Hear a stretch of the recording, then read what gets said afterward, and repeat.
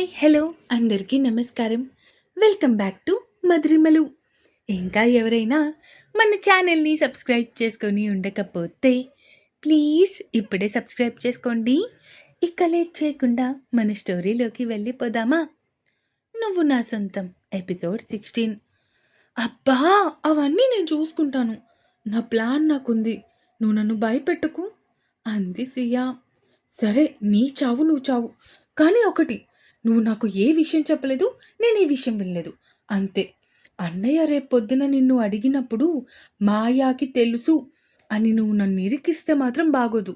ముందే చెప్తున్నా అక్క అంటూ అక్కకి చెప్పేసి అక్కడి నుంచి వెళ్ళిపోయింది మాయా. వెళ్తున్న మాయా వైపే చూసి, ఇది నాకు ఇన్ఫర్మేషన్ ఇస్తుందా లేదంటే బెదిరిస్తుందా, లేదంటే ఇదేం చేస్తుంది? ఏం చేసినా కూడా ఇంట్లో వాళ్ళకి ఇప్పుడప్పుడే చెప్పకుండా ఉంటే అంతే చాలు. మెయిన్గా శౌర్య అన్నయ్యకి, ఆర్య అన్నయ్యకి. వాళ్ళకి తెలిస్తే ఇంక నన్ను ఆడుకుంటారు అనుకుంటూ ఆలోచిస్తూ ఉంది సియా. యశ్వంత్, నువ్వు మిథునాన్ని ఆఫీస్కి తీసుకొని వెళ్ళాలి అనుకుంటున్నావు. అది మంచి పనే, నేను కాదు అనను. కానీ తనకి ముందు ఇంట్రెస్ట్ ఉందో లేదో మనం చూడాలి నాన్న. తను కూడా ఆఫీస్కి రావాలి అనుకుంటే ఖచ్చితంగా నువ్వు తనని తీసుకొని వెళ్ళు. కానీ తనకి ఆఫీస్కి రావడం ఇష్టం లేదు అనుకుంటే నువ్వు తనని ఫోర్స్ చేయకు అన్నారు ప్రకాష్ గారు కొడుకు వైపు చూస్తూ. డాడీ, నేనేమి దానికి ఆప్షన్ ఇవ్వడం లేదు, ఆర్డర్ ఇస్తున్నాను. అండ్ అది ఖచ్చితంగా రేపటి నుంచి నాతో పాటు ఆఫీస్కి వచ్చి తీరాలి. లేదంటే ఏం చేస్తానో నాకే తెలీదు అన్నాడు యశ్వంత్ సీరియస్గా భార్య వైపు చూస్తూ. మిథునాకి యశ్వంత్ చూపులకి భయం పుడుతున్నా కూడా దాన్ని కవర్ చేసే ప్రయత్నం చేస్తూ లేని ధైర్యాన్ని బయటకి ప్రదర్శిస్తూ ఉంది. అయినా నాకు ఆఫీస్కి రావడం ఇష్టం లేదు అని ఇందాకే మీకు చెప్పాను కదా, మళ్ళీ ఆఫీస్కి రావాలి అని నన్ను బలవంతం పెడుతున్నారేంటి అడిగింది మిథున. నీకేం చెప్పాను, అర్థం కాలేదా? నేను నీకు ఆప్షన్ కానీ చాయిస్ కానీ ఇవ్వలేదు. ఆర్డర్ పాస్ చేశాను and you have to follow my orders అన్నాడు యశ్వంత్. యశ్వంత్ వైపు సీరియస్గా చూస్తూ అక్కడి నుంచి వెళ్ళిపోయింది మిథున. రే పాపం రా, ఆ పిల్లని అలా ఇబ్బంది పెడుతూ సతాయిస్తూ ఉన్నావు నువ్వు అడిగారు లక్ష్మి గారు కొడుకు వైపు చూస్తూ. అమ్మా, ఇది మీకు సంబంధం లేని విషయం. నువ్వు ఇందులో ఇన్వాల్వ్ అవ్వకుండా ఉంటేనే బాగుంటుంది అన్నాడు యశ్వంత్.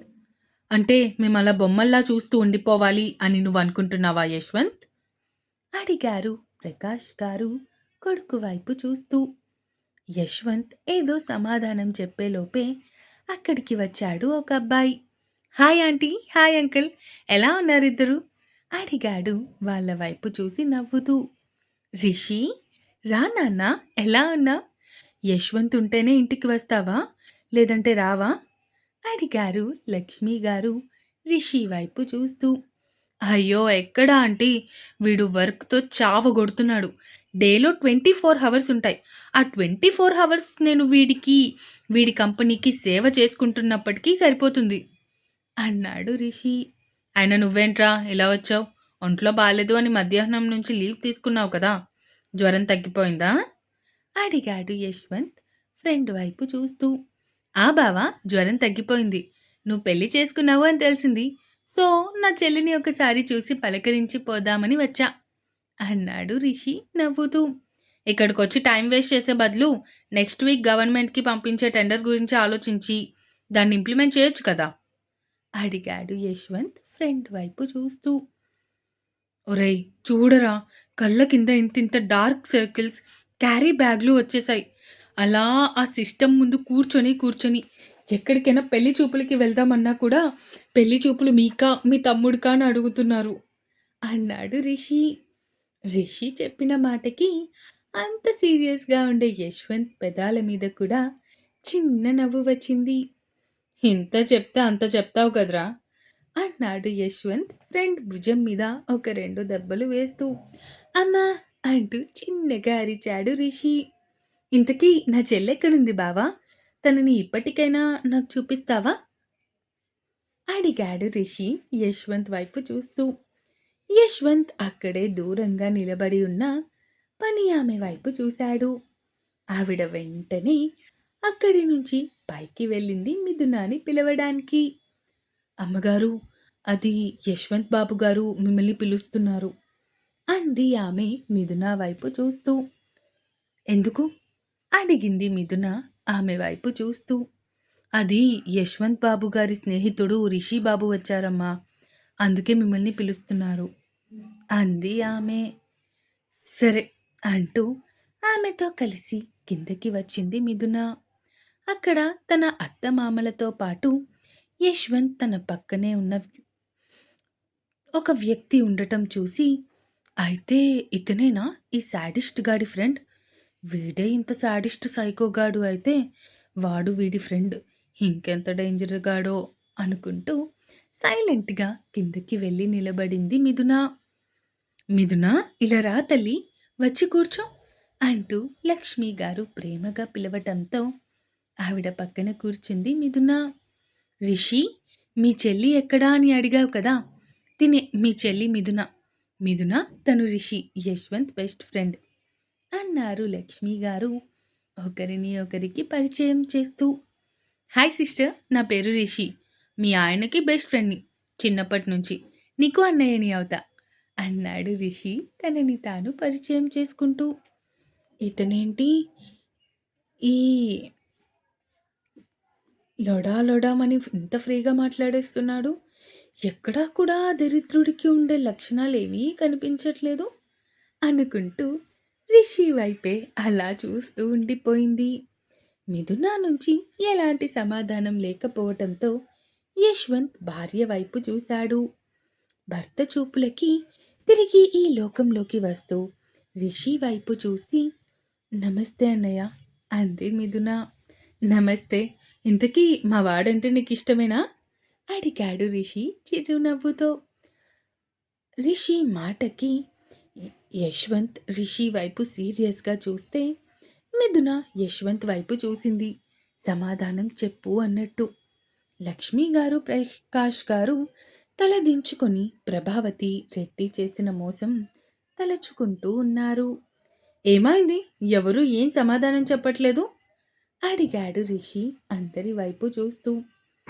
యశ్వంత్ ఇంకా తన వైపు సీరియస్గా చూస్తూ ఉండటంతో, నేనేమైనా అడగకూడని క్వశ్చన్ అడిగానా ఏంటి అడిగాడు రిషి తలకొక్కుంటూ. ఇక అప్పుడే పని ఆమె వచ్చి రిషికి కాఫీ అందించడంతో రిషి కాఫీ తీసుకుని టేబుల్ మీద పెట్టేశాడు. రిషి, కాఫీ తాగు, మళ్ళీ చల్లారిపోతుంది అన్నారు లక్ష్మి గారు.